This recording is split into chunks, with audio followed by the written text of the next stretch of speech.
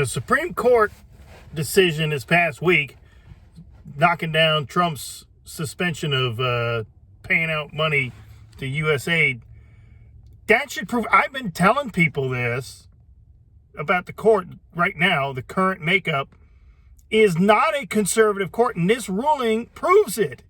Just because you've had 6 justices that were appointed by Republicans does not make them 6 conservative justices.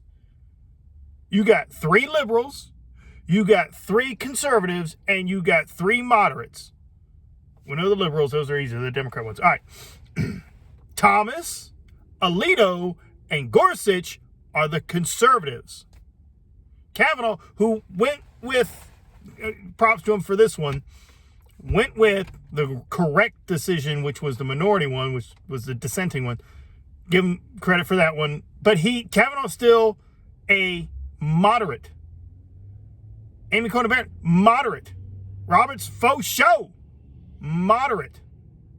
Those 3 are moderate justices. This makes it a 3-3-3 court.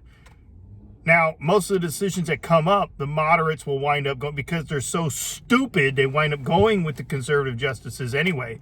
But you had justices in the past, like Sandra Day O'Connor, who would like pick and choose, like just so it was 50-50.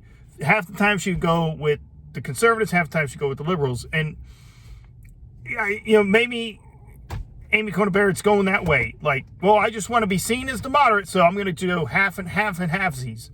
I don't know if that's the case or not, but these are, just because they're appointed by a Republican doesn't make them conservative. Not just the Supreme Court, all the way down. Oh, well, this was a Trump-supported or Trump-appointed federal judge that made the X decision over here, because they can't. There's so many damn federal judge positions.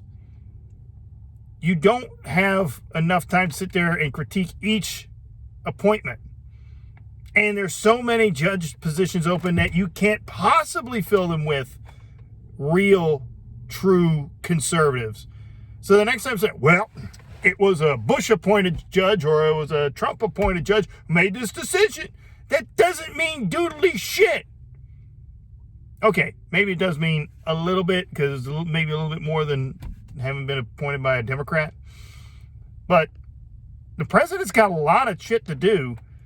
So every time a federal court, a lower court opening comes up, the Supreme Court, that gets a lot of notoriety. That gets a lot of publicity anytime one of those positions comes up. But any of the lower courts, it's like, you think he sits there and spends a significant amount of time sitting there trying to find out, this judge's entire... He's got subordinates to do it. Like, here's my suggestions.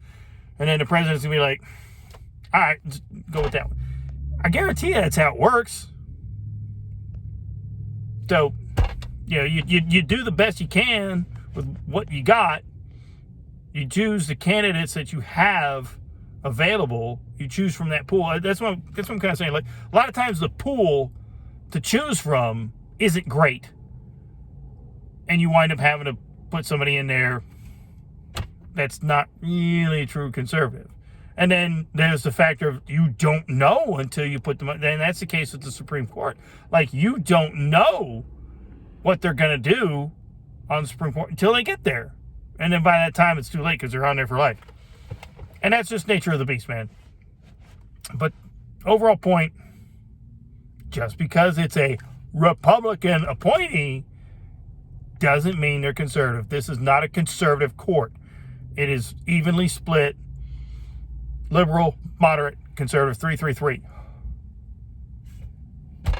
The moderates just happen to wind up going conservative on their decisions a lot of the times because some of these cases are so over the top. This one, though, shouldn't have been. But okay, time for Congress to step up. That's a whole nother thing. I'll make another video on that later. All right, but be excellent to each other. 6 Separate Tyrannis. Long live the Republic, and God bless.